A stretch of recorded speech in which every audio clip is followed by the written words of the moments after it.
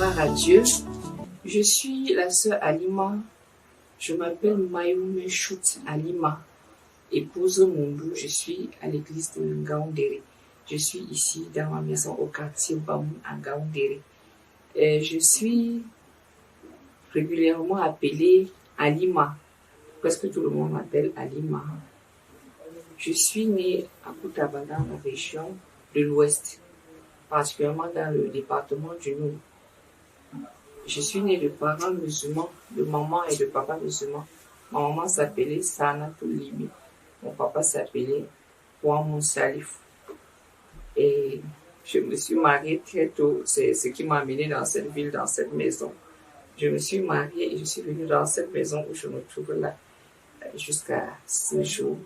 Je suis mère de 7 enfants. À 33 ans, j'avais fini de faire mes 7 enfants. Gloire à Dieu. Je suis institutrice également. Je suis directrice d'école primaire.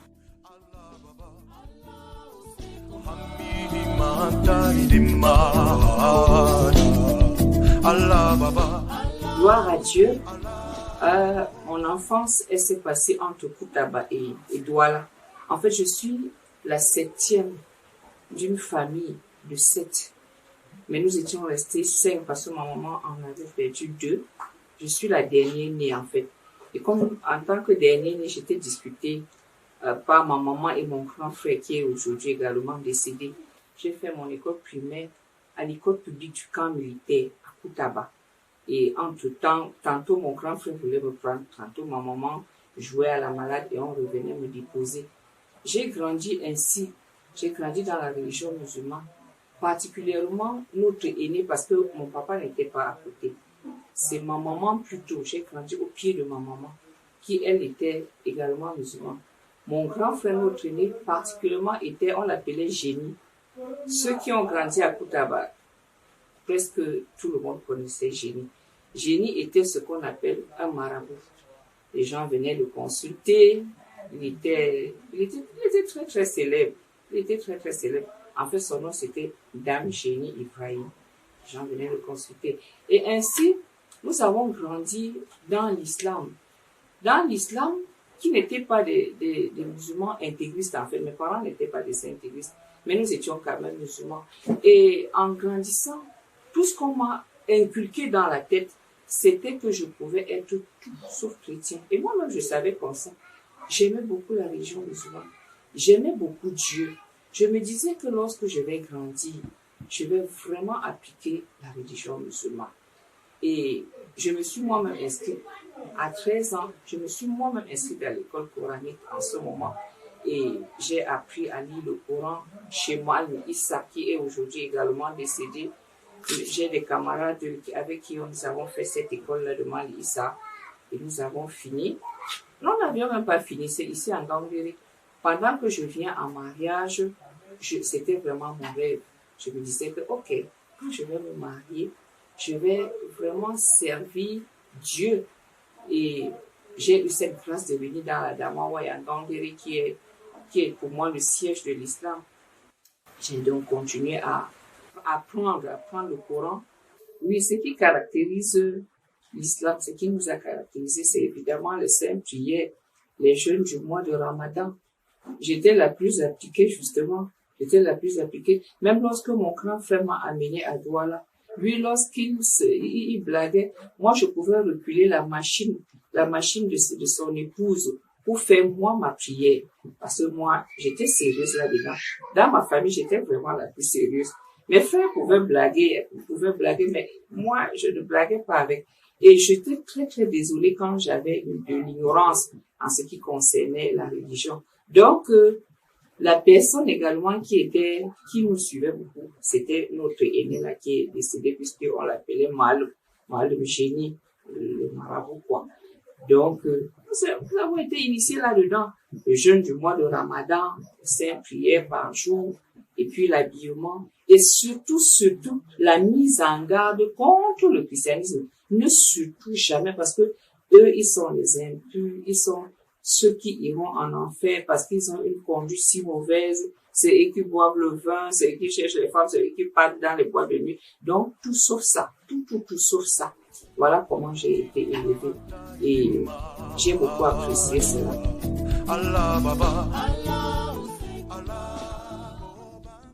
Gloire à Dieu.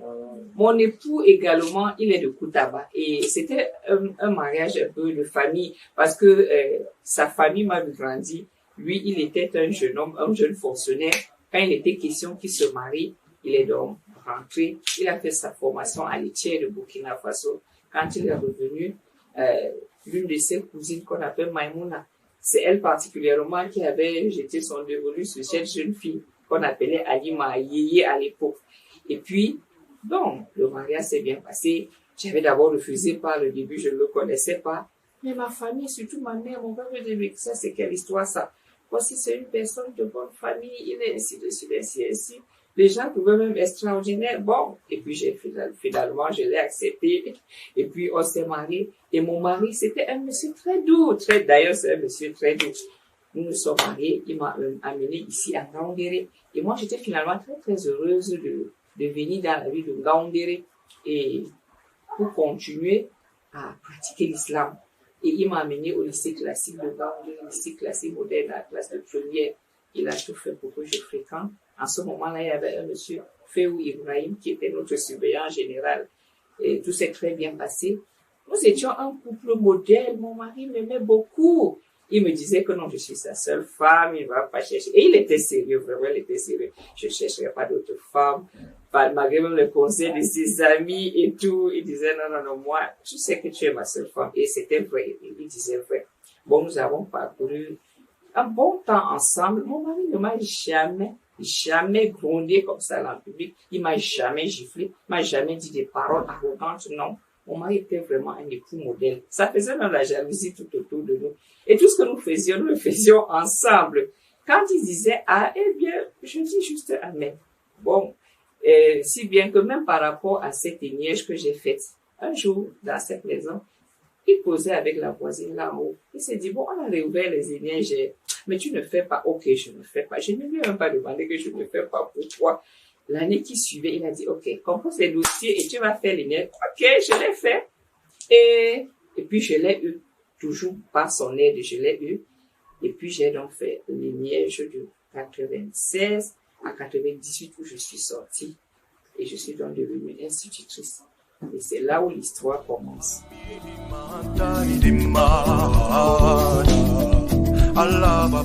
Gloire à Dieu. Donc nous étions de simples musulmans, de par ma famille et de par la famille de mon époux. Là à Koutaba, on nous connaît, nous n'étions pas des musulmans intégristes qu'on appelle Wahabi.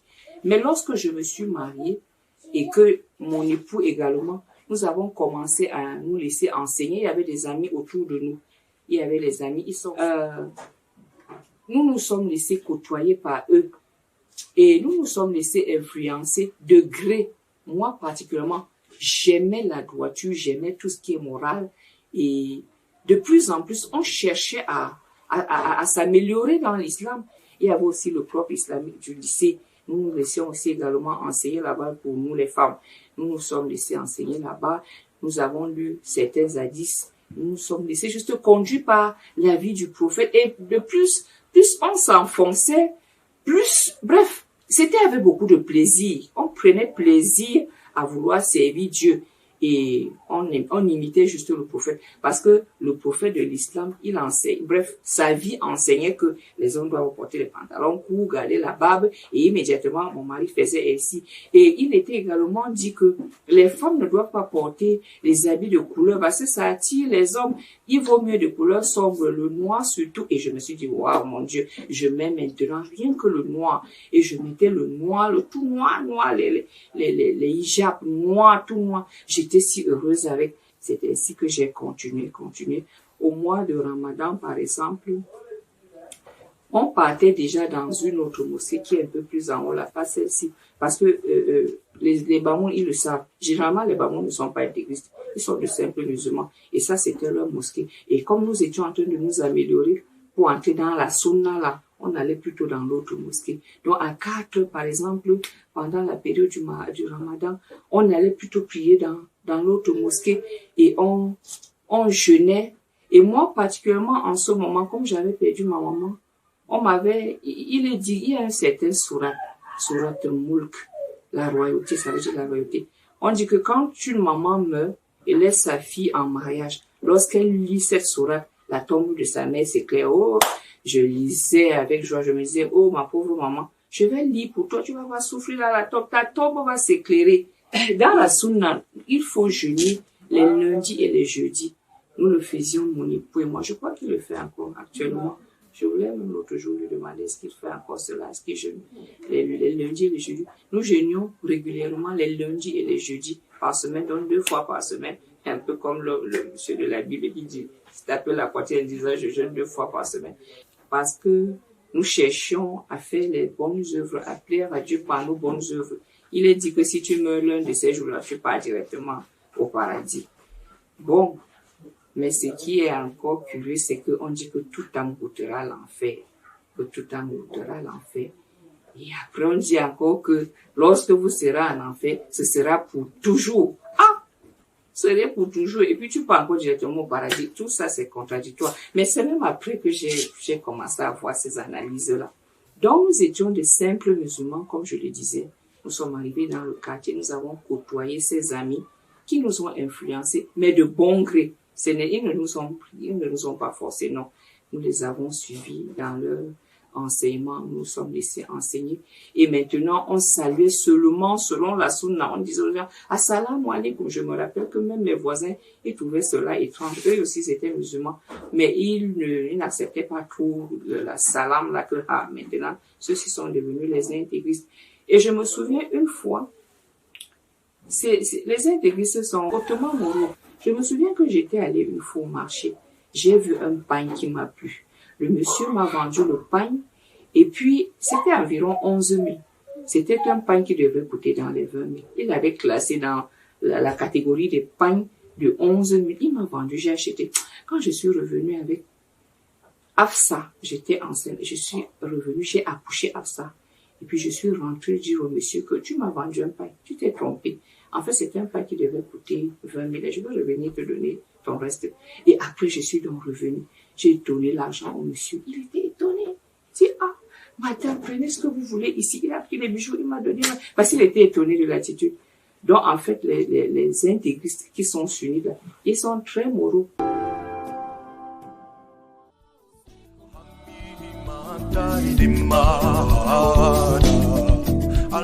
Pendant cette pratique de l'intégrisme, il y a Malim Ibrahim qui nous a, on l'appelait Cheikh Ibrahim, qui nous a enseigné. Ils se reconnaissent s'ils sont vivants maintenant. Ils se reconnaissent, ils savent bien que c'est Alima qui est en train de parler. C'était des personnes qui m'estimaient beaucoup parce qu'ils voyaient comment j'aimais vraiment l'islam. Moi aussi, je les aimais beaucoup. Je les aimais d'ailleurs toujours beaucoup. Et pendant cette pratique, il faut dire que ce qui se passe à l'extérieur, c'est extérieur. Ce qui se passe à l'intérieur n'est pas visible. Par exemple, mon mari n'aura jamais soupçonné que je convoitais les hommes et que c'était là-dedans, dans ma tête. Il ne peut pas soupçonner. Bref, il est un homme, je sais pas. Dans ma tête, il y avait la convoitise des hommes. Il y avait tellement de la convoitise des hommes. Mais pas Dieu, dans sa grâce, a fait que je ne suis jamais tombée dans le péché de l'adultère de manière pratique. Mais dans ma tête, mon Dieu, c'était juste la catastrophe. C'était juste terrible. Et je sais qu'avec ça, le Seigneur dit que même mes pensées souillent le monde de Dieu, même mes pensées. Donc je sais que je ne serai jamais allée au ciel, quels que soient mes jeûnes 2 fois par semaine et tous les jeûnes du Ramadan possibles et toutes sortes de bonnes œuvres et toutes sortes de moralités. Si je veux, j'achète le pain, etc., etc. Là, ma pensée, rien que ma pensée souillait le monde de Dieu. Je me suis efforcée de faire le bien, je me suis efforcée de lire le Coran, je me suis efforcée d'enseigner, d'influencer les autres par ma conduite, etc., etc.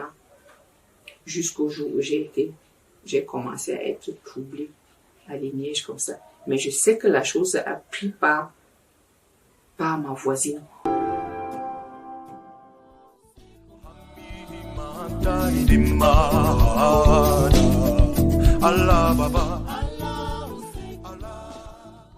Il s'appelait Crescence. Son mari s'appelait Mendomo Pascal, il travaillait à la CNPS. C'était des bêtis tout chaud, tout chaud. Et ils aimaient beaucoup mettre la musique, le bikutsi à longueur de journée, en chantant Tao, Tao, oh, Tao, Tao. Et puis, bon, on savait que c'est leur vie. Les chrétiens, ils sont comme ça, ils font beaucoup de bruit, c'est eux qui, bref, c'est leur vie. Ça ne nous dérangeait pas parce qu'on savait qu'ils sont comme ça. Mais il y a quelque chose de curieux qui s'est passé, c'est qu'à un moment, ils ne mettaient plus la musique. Ils ne mettaient plus la musique. Ils avaient même un bar qu'on appelait Tam Tam Bar ici quelque part. Ils ont arrêté. Bon, on ne comprenait pas ce qui est en train d'arriver. Et puis à un moment, la maison juste d'à côté, là, la maison, il n'y a pas une autre maison, c'est ma voisine directe, c'était ma voisine directe. Elle commence à venir ici avec la Bible. Elle dit qu'elle veut me parler de... Je dis, pardon. Et après une autre chose, je dis que viens même avec ta Bible, elle veut même te convaincre avec... Elle est venue avec la Bible. Mais tellement j'avais du dédain, du dégoût pour ces choses, je me disais qu'à quoi ça sert de perdre même mon temps avec celle-là qui est même perdue. Oh. Et je n'avais pas du temps pour elle. Et puis on a continué notre petite vie. J'avais juste vu que celle-ci-là, en fait, elle n'avait même pas attiré mon attention parce que je savais que c'est la vie des chrétiens comme ça. C'est alors que je fais les Nièges. J'arrive donc à les Nièges. Et puis, un jour, une camarade me tape juste. Elle me tend un livre. C'était un livre de témoignage. Comme j'aimais beaucoup la lecture et que j'étais toujours très, très liée à mon époux, je suis rentrée avec le livre. J'ai lu et lui aussi l'a lu. Bon, ça ne nous a pas fait grand-chose. C'était un livre de témoignage d'un chrétien, un ancien magicien qui était devenu chrétien. Nous avons lu, mon mari et moi, mais ça ne nous a vraiment rien fait. Une autre fois encore, c'était un autre camarade qui m'a attendu, qui m'a donné le livre de Tiala Sombaba et raconte. Bon, j'ai feuilleté, j'ai juste feuilleté, et j'avais remarqué que là-dedans, on avait écrit les fausses religions sont, bon, je me suis également attardé, j'ai laissé, l'autre là, je n'étais pas rentrée. Et il y avait quand même une fille qui avait attiré mon attention. Elle était très, très étrange.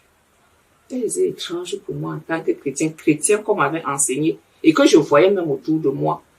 Je voyais que elle ne faisait que parler de Dieu et puis elle avait une attitude contre le péché. Je me suis dit que, celle-ci-là, quelque chose doit la conduire. Comme moi, par exemple, là, quelque chose doit la conduire. Et puis, je me suis donc approchée d'elle pour lui expliquer que Mohamed est le dernier des messagers, parce que j'avais pitié d'elle. Je me disais que qu'est-ce qu'elle fait dans une religion comme ça? Voilà, en fait, il faut qu'elle vienne dans l'islam. Je rentrais même parler de cette fille-là à mon époux. Et nous, on se disait que, waouh, ça, c'est le bon caractère d'une femme musulmane. Il faut qu'elle devienne musulmane. Je me suis donc approchée d'elle. Et je lui ai expliqué que Mohamed, elle me dit non. Moi, je sais que je suis conduite par le Saint-Esprit. Et que ça m'a troublée. Ça m'a troublée. Je me suis dit, Saint-Esprit, c'est quoi le Saint-Esprit? J'ai commencé à chercher l'équivalence dans l'islam. Je me suis dit que bon, comme moi aussi, je suis quelqu'un qui fuit le péché, qui aime Dieu, qui fait de bonnes œuvres, etc. Quelque chose dans mon conduit, ça doit peut-être être l'ange Gabriel, je sais pas moi. Je commençais à chercher l'équivalence. Mais j'avoue que moi-même, je suis surprise de mon attitude puisque j'avais une conviction dans l'islam. Je ne sais pas pourquoi je me suis mise à chercher l'équivalence. Et c'est aujourd'hui que je comprends que le Saint-Esprit, c'est lui-même qui me troublait déjà. Et je suis passée dessus. Une autre fois maintenant, c'est les Gédéons, que le Seigneur les bénisse. Les Gédéons, ils sont venus à Liège pour partager des Bibles. Je le dis aujourd'hui, je ne sais pas ce que j'étais allée chercher avec la Bible des chrétiens. Je ne sais pas si je partais chercher pour pouvoir lire et convaincre les chrétiens, ou bien je voulais juste lire par curiosité, parce qu'en fait, l'islam n'est pas contre... l'islam sait que la Bible dit la vérité, mais qu'elle a juste été falsifiée. Qu'il y a la vérité dedans, mais elle a été falsifiée. Bon, je suis allée donc chez les Gédéons. Le jour où je suis entrée dans la salle où les Gédéons partageaient leur Bible, dès que je suis entrée, le monsieur qui partageait la Bible a dit, si quelqu'un sait qu'il va prendre ce livre pour aller ne pas le lire, il vaut mieux pour la personne de ne pas prendre ce livre. J'ai répondu à mon cœur. C'est aujourd'hui que je sais que c'est à Jésus que je répondais. J'ai aussi répondu dans mon cœur que, ne t'en fais pas. Si c'est de moi que tu parles, ne t'en fais pas. Je vais le lire, ce livre. Je vais le lire. Et je suis rentrée avec, et je l'ai lu. Quand je l'ai lu, c'était étrange. Apocalypse a d'abord commencé à me faire peur. Apocalypse m'a d'abord fait peur, mais les évangiles, les autres évangiles, c'était bon. Brusquement, j'ai compris que c'était vrai. Il y a des chrétiens qui iront au ciel. Ça, c'est la première trouvaille. Et puis j'ai passé un temps, je me suis plutôt mise à réfléchir en disant, mais attends, qu'en est-il même de nous les musulmans? Est-ce qu'on est même sauvés? Est-ce que nous sommes même sauvés? Et puis j'ai dit, bon, je vais chercher le livre que j'avais vu là. Il y avait ce livre où j'avais vu, on avait cité les fausses religions. Mais je dois dire aujourd'hui que c'est juste le Seigneur qui m'a conduit. Et je me suis dit, si je retrouve ce livre et que je fouille dans ce livre et je vois qu'on a cité parmi les fausses religions, il y a l'islam, je vais arrêter. Tout simplement comme ça. Et maintenant, je cherche le livre, je ne retrouve pas ce livre. Jusqu'au jour où il y avait, puisque les miens étaient déjà finis, notre promotion était déjà sortie, nous nous sommes retrouvés au banc public, c'est là vers la cathédrale, presque en face de la cathédrale à l'époque. Je me suis retrouvée là-bas avec des camarades. Et puis, je ne sais plus si c'était un homme ou une femme. Il tenait le livre. J'ai pris le livre. J'ai feuilleté. Je suis allée là où on avait cité les fausses religions. Je vois islam, bouddhisme, monisme, témoin de Jéhovah. Mais dès que j'ai vu islam, j'ai fermé le livre. J'ai trouvé ce que je voulais. Et puis j'ai fermé. À l'instant, je me suis dit, ok, donc je vais arrêter avec l'islam. Donc l'islam est une fausse religion. Donc je vais arrêter. Et j'ai arrêté. Maintenant, le problème, c'était à la veille des vacances. Et régulièrement, j'allais à vacances à Koutaba. C'était la veille des vacances. Maintenant, je devais aller en vacances. Et dans ma famille, on sait que je suis, moi, le Mahdi. C'était moi, comme je vous ai expliqué par le passé, c'était moi la personne la plus sérieuse de la famille. Je suis la femme de Maloum, etc., etc. Je pratique bien. Comment est-ce que j'allais expliquer aux gens que bon, maintenant là, je ne mets plus mon front à terre. Bon, j'ai pris la route, passant par Yaoundé. Je suis arrivée à Yaoundé. Je suis donc revenue parce que j'ai passé le temps pour avoir fait des scénarios bizarres, parce que je savais que je ne croyais plus à ce que je faisais là. Je suis donc revenue et je me suis mis à chercher cette fille. Parfois, en montant, c'était ici sur le tronçon pour aller au Carrefour, l'an 2000 ou 140 aujourd'hui, mais à l'époque on disait dans Cinéma Le Nord. En montant là-bas pour la chercher, j'entendais une voix qui me disait, ne la cherche pas, ne la cherche pas, elle va dire qu'elle t'a vaincu, ne la cherche pas. Et quand je passais près d'une église, mon Dieu, je regardais juste l'église. Il y avait une église justement ici où je regardais l'église avec beaucoup de respect, beaucoup. Mais j'entendais l'autre voix qui disait dans mon cœur, ne la cherche pas. Elle va dire qu'elle t'a vaincu. Mais je partais quand même parce qu'en ce moment, celui qui était en moi était déjà plus fort que celui qui est dans le monde. J'ai cherché cette fille, je ne l'ai pas vue. J'ai cherché, je me suis renseignée. Quand je croisais nos anciens camarades, parce que c'est une fille également très calme, très effacée. Quand je rencontre mes camarades, vous connaissez, tu as revu Dité? Ah, Dité Wanjou? Non, je ne l'ai plus vu. Mais, Nicole, quand je lui ai dit, tu as revu Horta Dité Wanjou? Elle me dit, ah, celle qui est dans Jésus sauve et guérit là. J'ai dit, oui. Mais en réalité, je ne connaissais pas qu'est-ce qu'on appelle même Jésus sauve et guérit. Comme j'avais seulement entendu le mot Jésus dedans, je savais que c'est de la fille là qu'on parle. J'ai dit, oui. Elle est où? Elle me dit que, oh, moi je ne sais pas. Ouais, ça m'a encore abattu. Mais j'ai continué quand même de chercher jusqu'au jour où, le 5 octobre 99, c'est là où on s'est retrouvés. Dès que je l'ai vu, j'ai dit, oh, les chrétiens prient comment? Elle a commencé à m'expliquer. Elle dit que les chrétiens, quand ils prient, ils parlent à Dieu. Ce n'est pas la récitation. Je lui dis, bon, elle ne savait pas que j'avais lu la Bible. Elle croyait que je continuais nos discussions de lignage pour pouvoir la convaincre. Elle ne savait pas que j'avais cru. Je lui dis, parce que j'ai lu dans la Bible comment il faut prier notre Père qui est aux cieux, que ton... Elle a dit, oui, c'est vrai, mais ce n'est pas la récitation. Elle a pris l'exemple sur elle-même et ce qu'elle traversait à l'époque. Elle dit que quand je me tiens devant Dieu, je lui dis, Seigneur, regarde, je lui parle de moi, je lui parle de ce que je vis, je parle à Dieu. Je dis, ah, ok. Et puis, on s'est séparés, alors, et elle m'a indiqué là où la chercher. Mais même là, quand on s'est séparés, elle n'avait pas su que j'avais cru. J'ai continué à la chercher, je ne l'ai pas trouvée. Jusqu'au jour où je retrouve alors sa maison, et elle n'était même pas loin de moi finalement. Elle était toujours vers Carrefour 140 là. Et le jour là donc, quand j'allais, elle me voit, elle avait le sourire, elle m'a reçu, et elle avait su Le Saint-Esprit lui avait déjà averti que ce n'est plus ce que vous faisiez avant là. Elle me parlait avec beaucoup d'enthousiasme. Et moi, je lui posais tellement de questions, d'autres la dépassaient même. Je dis Abraham, avant Moïse, etc. Elle était juste dépassée. Elle avait dit tout ce qu'elle pouvait me dire. Et puis elle m'a seulement donné le livre, Le chemin de la vie.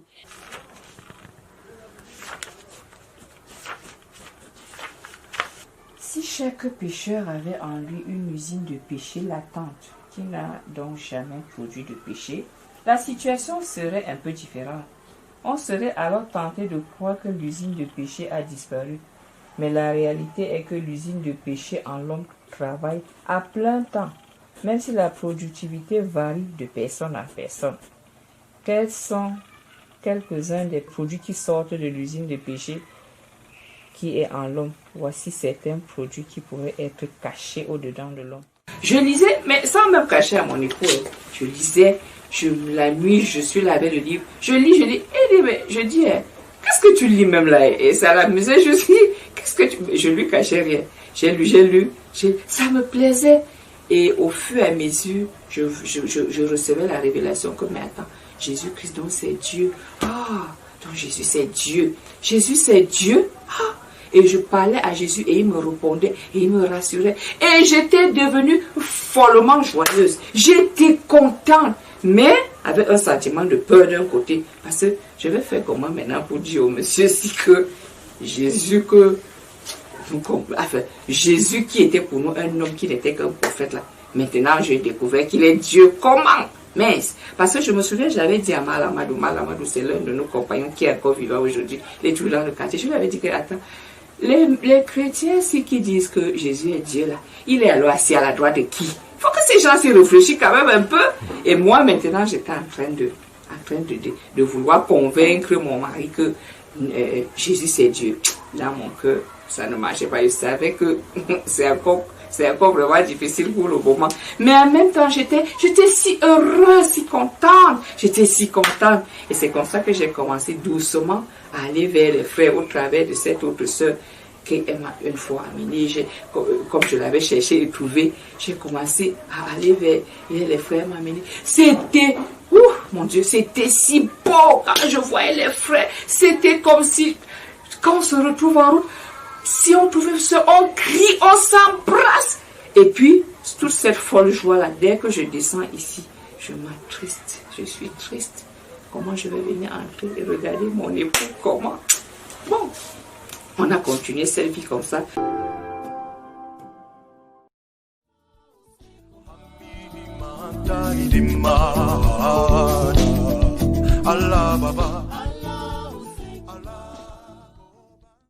Jusqu'au jour où, parce que je dois dire qu'au sortir de l'Éniège, mon époux avait donc permis que j'aille de temps en temps à Douala chercher de la marchandise, des vêtements des femmes, les sacs à main, des choses que les femmes aiment là.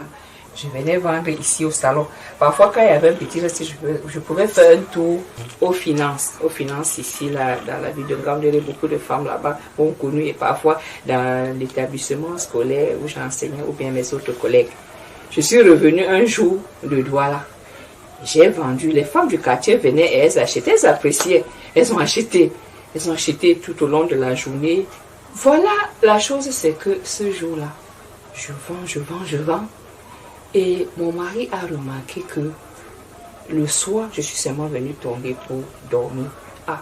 Il m'a dit, attends, donc l'argent te tourne tellement la tête que tu ne penses plus à Dieu. Je lui dis, non, ce n'est pas l'argent qui me tourne la tête. Il dit, c'est quoi alors? Je dis que je suis devenue chrétienne. Heureusement que mon pauvre époux, il était couché. Je ne sais pas ce qui allait arriver au type là. S'il était debout et que je lui larguais une telle bombe à la face que je suis devenue chrétienne. Et qui? Il a commencé à me poser des questions. Il me se rend compte que je suis même sérieuse dans ce que je dis. Je commence à lui expliquer. À ce moment, il avait une grosse moto Honda. Il a oublié sa moto là-bas. On a dormi, on a passé la nuit comme ça. Il a oublié qu'il avait sa Honda là-bas. Le lendemain, il partait à la mosquée comme ça. Il marchait comme ça. Déjà que ça, monsieur, il partait comme ça. Il était tout triste, tout calme. Il partait comme ça, la main derrière. Il partait comme ça, tout tranquille, tout calme. Et alors, il va à la mosquée, tout tranquille, tout calme, tout triste, très triste. Qu'est-ce qui est arrivé comme ça à Lima? Qu'est-ce qui arrive à ma femme? Et il part à la mosquée, il revient. Il me trouve, on continue les discussions. Et j'avoue que avant même qu'il ne commence à faire ça, puisque j'étais obligée de faire semblant, je faisais semblant, je mettais la natte de prière là. Quand il part à la mosquée, je mets la natte. Quand il revient, il voit que la natte a bougé. Bon, il ne pouvait rien soupçonner. Il ne pouvait vraiment rien soupçonner. Et déjà, comme j'ai expliqué, je faisais semblant, même devant les gens, je faisais semblant pour ne pas scandaliser, parce que c'était un trop grand scandale. Je faisais semblant là de prier, mais en fait, je ne priais plus ce Dieu-là. Bon, mon mari a dit, un jour, il m'a dit, écoute, comme il en était ici, il faut qu'on aille chez ton ami. J'avais une amie qui s'appelait Pasma, elle habitait par là en haut. Elle a dit, on va aller chez ton ami Pasma. J'ai dit, ok, pas de problème. On ira donc dire à Pasma. Il m'a pris sur la moto. Parce que toujours, mon mari et moi, là, toujours, faisait des choses à deux. Il m'amène chez Pasma. Quand j'arrive, Pasma, c'est une costaud femme géante aussi. Elle avait fini aussi par faire les Nièges. Beaucoup de gens la connaissent aussi dans la ville. On arrive chez Pasma. Pasma était en train de balayer sa cour. On a dit, assalamu alaikum. Je dis, ok, Pasma. Tu sais qu'il y a des gens qui croient que Jésus, on l'a crucifié, non? Tu sais que ces gens-là, on les appelle les chrétiens. Ok, moi aussi, je crois qu'on a crucifié Jésus, donc je suis devenue chrétienne, donc je suis chrétienne. Et qui? Elle a fait comme ça. C'est là où commence à couler. Je dis, bon, si tu veux bien suivre, il vient le soir. Il faut venir le soir, même à 16h comme ça. À 16h dans la maison aussi. Ce n'est pas Pasma qui arrive, c'est une autre femme qu'on appelait, bon, Naafsa, parce que c'était la marraine de ma maman qu'on appelle Afsa. Elle est venue. Elle vient. Après, dès que j'ai vu cette femme-là, j'ai compris que c'est Pasma qui l'envoie, puisque c'était l'heure de notre rendez-vous. J'ai juste compris dans mon cœur que Pasma a envoyé celle-ci pour qu'on soit à toi. D'accord, je vais te raconter aussi. Elle est entrée, cette assise, là, après une deuxième, elle dit, ah tiens, donc on sera à 4, oh ben tant mieux, on va causer. Après une cinquième, une sixième, une septième, une huitième, une neuvième, dixième, une trentième, finalement, et chacun voulait savoir que c'est quoi. Pasma était assise là-bas. Et j'avais un traité à l'époque qui disait docteur PSI, un homme qui a vu le ciel, je voulais donner à Pasma. Les gens étaient assis, les femmes étaient assises ici, mon époux était assis quelque part. Je veux dire à Pasma que toujours tu Pasma, ne touche pas. Parce qu'eux pensaient que dès que tu touches un traité, allez, tu vas devenir comme elle. Elles ont posé des questions et en même temps, je ne voulais pas exposer cette sœur que j'avais moi-même contactée parce qu'elle n'était pas au courant que j'avais cru. Je ne voulais pas la mettre dans les problèmes. J'ai caché son nom. On me dit, attends, la Bible, tout ce que tu lis là, tu as même vu ça où? Je voulais seulement, je ne leur montrais pas parce que je ne voulais pas qu'elles aient dérangé la sœur. Donc, après, quand ces femmes-là sont venues, elles posaient les questions les unes après les autres, ou parfois d'autres pleuraient. Il y avait une maman ici qu'on appelait Namoussa. Namoussa Bou, elle pleurait, elle disait, parce qu'elle savait que ma maman était décédée, mes parents étaient décédés, elle disait que ouais, si j'accouche mon enfant, si je sais que je vais accoucher mon enfant, et puis je vais rester devenir chrétienne, quelle Halima qui de loin on sent une femme musulmane, oh, elle s'est mise à pleurer. Entre-temps, là, avec mon époux, ça a commencé à chauffer. Il se rendait compte que il essaie de comprendre ce qui m'est arrivé. Moi, j'essaie de le convaincre vraiment que l'affaire là est réelle. Il se dit, mais il cherchait à comprendre. Mais autour de lui, les conseils ont commencé à fuser. La femme, c'est quoi? Mais tu la chasses, tu prends une autre, c'est quoi? Ainsi de suite. Il me dit que je vais prendre une autre femme. Et il savait que c'est la chose, mon Dieu, dit que je vais prendre une autre femme, j'allais renoncer à tout parce que j'aimais vraiment, je l'aime même toujours, j'aimais mon mari et aujourd'hui là, donc en fait avant que je n'ai cru, j'aurais tué quelqu'un, j'aurais tué une femme si j'avais su que tu as approché mon mari. J'allais même, je le confesse, il y avait une femme qui s'appelait Annie, j'avais juste soupçonné, j'avais planifié que je vais la tuer. Et bon, aujourd'hui, ayant cru en Jésus, quand mon époux dit que je vais prendre une autre femme, comme tu veux persister dans des choses, comme ça je vais prendre une autre femme. J'ai dit, bon, bref, c'était une menace pour que je sorte de là. Et je ne pouvais pas non plus sortir de là parce que quand on a embrassé Jésus, il n'y a plus rien à faire. Et ce n'était pas que j'étais très heureuse qu'il aille prendre d'autres femmes, mais pour moi, de qu'il prenne des femmes et que j'abandonne, il n'y avait pas de match, il n'y avait pas de comparaison. Il est donc allé, l'un de ses compagnons, on lui a donné une femme, qui était même une toute petite fille. Elle est même venue, elle me faisait même pitié parce que, c'est vrai, il y a 11 ans d'écart entre mon époux et moi, mais pour celle-là, alors, mon Dieu, c'était carrément l'équivalent de notre enfant. Donc pour moi, je ne voyais même pas la femme là que mon époux dit qu'il est allé prendre. Et maintenant, quand il est revenu avec la femme, il voulait maintenant venir entrer avec la femme et que moi je sorte. Or, ce n'était pas son idée de départ. Le rejet a commencé par mon époux. Quand, par le départ, il m'a dit, ok, je ne mange plus ta nourriture. Je me souviens ce jour-là. J'ai eu mal, ça m'a fait très mal. Mais entre ce mal que je recevais et Jésus, il n'y avait toujours pas de comparaison. Il était hors de question que je laisse tomber. Et après, maintenant, c'était, non, on ne peut même plus dormir sur le même lit, on ne peut plus. Et là, il avait attendu que j'accouche Mariam, parce que entre-temps, j'étais tombée enceinte. C'est vrai que tout autour de nous, certains s'étaient dit, ah non, mais lui-même, il menace comme ça, là, et puis sa femme tombe quand même enceinte, voyons. Et certains s'étaient même mis à dire que, ah, nous, là, on jouait un plan. C'est sûr que mon mari et moi, on jouait un plan juste. Et puis, il a donc dit que non, à partir de cet instant, terminé, on ne peut plus dormir sur un même lit. Lui, il a préféré maintenant sortir et dormir à la chambre de dehors, et moi, j'étais à l'intérieur. C'est vrai qu'en ce moment, j'ai profité pour m'approcher de Dieu. J'ai lu les livres. Il y a les sœurs, comme moi, Blanchette m'avait donné un livre. Oh, j'ai lu les livres. Ça m'a plutôt rapproché de Dieu. Ça m'a permis d'être rempli du Saint-Esprit. Et ça m'a plutôt rapproché de Dieu, ces moments de persécution-là. Le rejet, ma belle famille, évidemment, ma belle famille, elle ne comprenait rien. Elle ne pouvait aussi que me rejeter. Mais il y a une chose, c'est que elle me rejetait et je les aimais. Il y a même l'un de mes neveux qui a dit, c'est pas possible. Comment tu peux parler des gens qui te maltraitent comme ça là? Et il s'appelle Vincent. Comment tu peux parler des gens qui te maltraitent? Mais je les aime même toujours. Je les aime au nom de Jésus-Christ. Il n'y a pas de vengeance dans mon cœur. Il leur expliquait comment c'était monté, descendu, comment j'étais entrée dans une chose là. Et puis, vraiment, bon, il se sentait tellement mal qu'il fallait juste qu'on se sépare. J'imagine que c'est des choses qu'il a expliquées à sa famille puisque je n'étais pas là. Mais ce qui est que j'avais dit à Dieu quand je voulais entrer là-bas et qu'il m'avait dit non, tu sais, je ne t'ai jamais tapé. Si tu viens essayer de te taper, je suis restée calme, je suis allée. Et j'ai dit à Jésus, écoute, Seigneur, là où ils sont là-bas, moi je ne suis pas là-bas. Je ne suis pas là-bas, mais toi tu es là-bas. Alors défends-moi.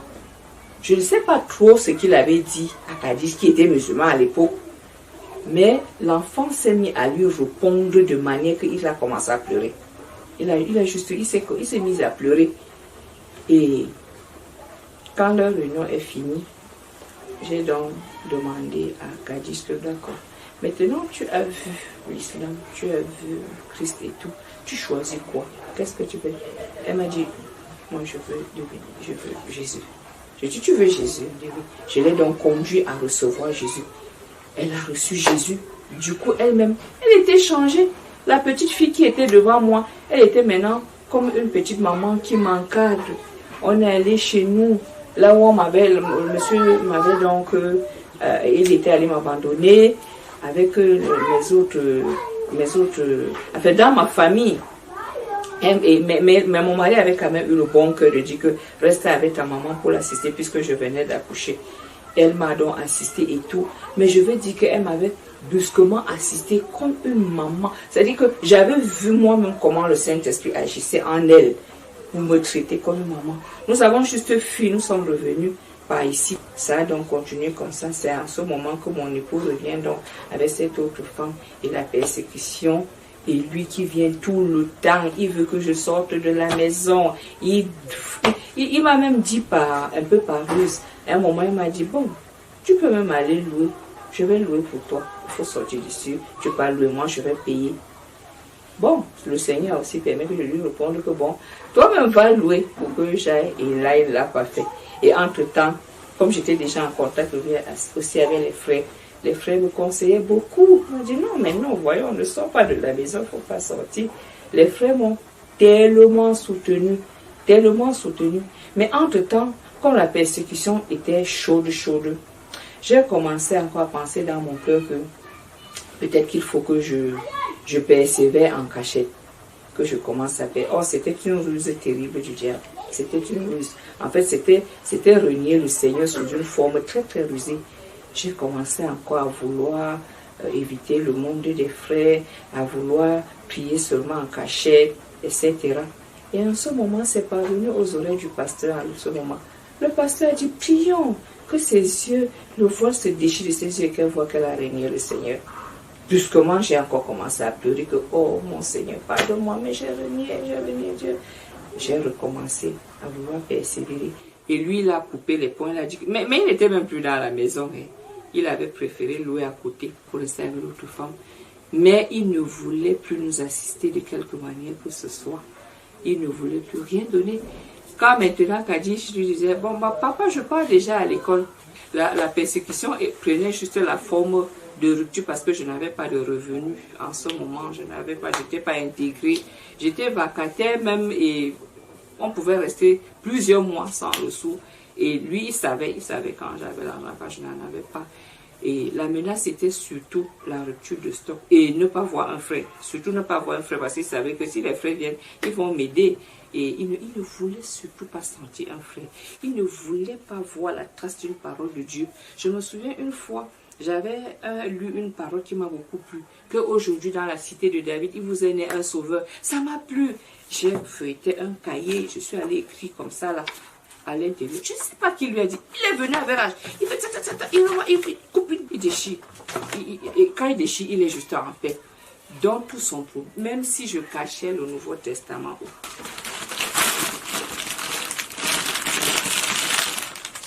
Donc, un jour, dans sa fureur, il a brûlé ma Bible.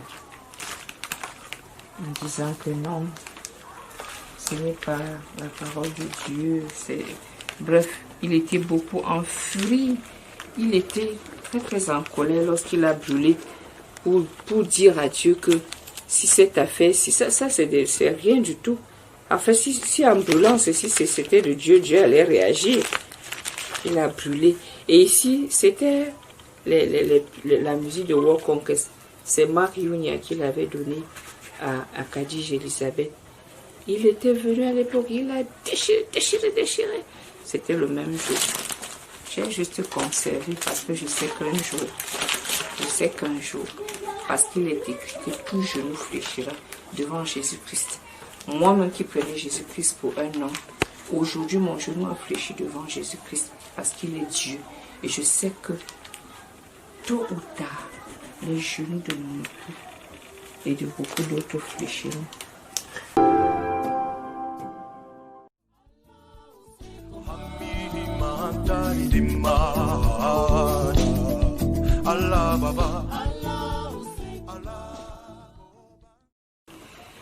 Mon parcours dans la foi, j'ai grandi dans la foi. Les frères, je suis très reconnaissante à Dieu pour les frères. Les frères m'ont beaucoup soutenu. Les frères m'ont tellement soutenu, m'ont tellement aimé. J'ai grandi aujourd'hui dans cette maison. C'est une assemblée de maisons dirigée par moi-même, la sœur Alima. Et l'assemblée se porte bien. Nous rompons le pain chaque mercredi. Chaque mercredi, nous rompons le pain. Viens dans sa maison, viens manger à sa table, viens, oui. Les frères grandissent. Nous avons déjà donné naissance à l'assemblée chez les Taossé Fokou, et au Naref 1, au Naref 2. Nous avons donné naissance à beaucoup d'assemblées. Et évidemment, j'ai grandi dans la foi. Aujourd'hui, je peux jeûner. Un jour, 2 jours, 3 jours, 7 jours, 40 jours. J'ai fait déjà plusieurs fois les cours de l'UMPJ de maman Émilie. Bref, j'ai déjà beaucoup grandi dans la foi. Et curieusement, mon alentour aussi qui m'avait beaucoup rejeté est en train de m'accepter parce que eux-mêmes, ils voient, ils témoignent. Je suis, ça fait presque 16 ans dans ce quartier. Aucun homme dans la ville de Ngaoundéré ne peut lever la main et dire que je connais la nudité de cette femme. Oh, mon époux, lorsqu'il partait, disait que, écoute, Alima, même s'il faut que les hommes cassent la maison, ils vont casser et venir te trouver. Je ne refuse pas que les hommes n'ont pas leur pensée.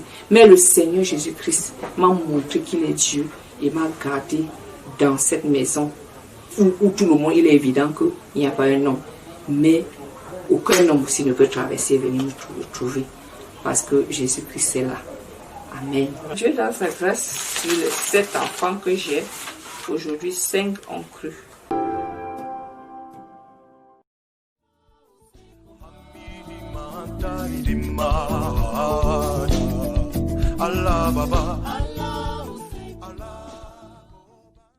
Le mot de la fin, c'est que Jésus-Christ est Seigneur. Jésus-Christ est Seigneur à la droite de Dieu le Père. Ce n'est pas un blasphème que de dire que Jésus-Christ est Dieu. Jésus est réellement Dieu. Moi qui te parle, je te lance l'appel à toi, ma soeur. Si tu es musulman, si tu sors de la tribu où je sors, parce que là-bas, le mariage est beaucoup vénéré, c'est une très bonne chose. Le mariage, c'est bon. Mais après cette vie sur la terre, où iras-tu? Où iras-tu? Est-ce qu'il faut que tu demeures dans les ténèbres parce que tu as connu la vérité, mais tu as peur que si je m'expose, mon mari va me quitter? Non. Et d'ailleurs, à la fin de l'histoire, le Seigneur m'a déjà parlé. Moi, je sais ce qui va se passer, mais je préfère ne pas le révéler ici, là. Le moment de le révéler viendra. Mais je voudrais t'encourager, ma soeur. Ma soeur, viens à Jésus, c'est la seule. Il est écrit qu'il est la porte. Il n'y a pas de différence entre une porte et la maison elle-même. Le Seigneur m'a fait comprendre cela. Que quand Jésus dit qu'il est la porte, il est également la maison qui est le Père. Donc, viens à Jésus maintenant. N'aie pas peur. Jésus qui c'est le chemin, la vérité et la vie. Dépose simplement toutes tes croyances, tous tes péchés, toutes tes pensées. Tu pensais qu'en disant qu'il est Dieu, tu as blasphémé. Non. Tu n'as pas blasphémé. Viens à Jésus maintenant. La suite est juste entre ses mains.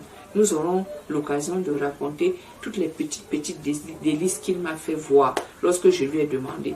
Demande-lui simplement que mon Père, toi qui m'as créé, toi Dieu créateur, toi qui m'as créé là, dis-moi la vérité. Est-ce que Jésus-Christ est Dieu? Lui-même, il te parlera. Que le Seigneur te bénisse.